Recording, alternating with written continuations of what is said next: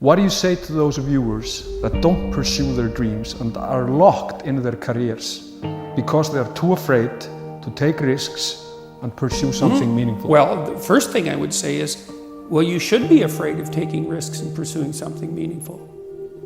But you should be more afraid of staying where you are if it's making you miserable. It's like the first thing you want to do is dispense with the idea that you get to have any permanent security outside of your ability to contend and adapt. It's the same issue with children.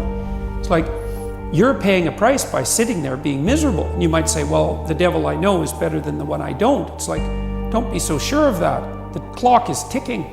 Yeah, and if you're miserable in your job now and you change nothing, in 5 years you'll be much more miserable and you'll be a lot older. I'm not talking about what makes you happy.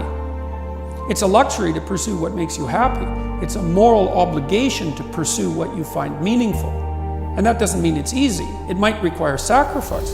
If you need to change your job too, let's say you have a family and children and a mortgage, you have responsibilities.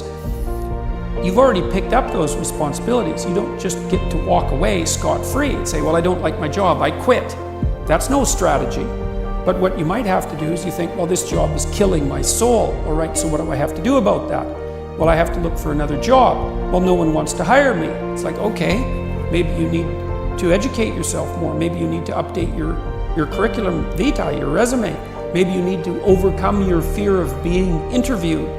Maybe you need to sharpen your social skills. Like, you have to think about these things strategically. If you're going to switch careers, you have to do it like an intelligent, responsible person. That might take you a couple of years of effort. So I have a program, for example, called the Future Authoring Program, which is a writing program that enables people to develop a vision for their life and then to develop a strategy.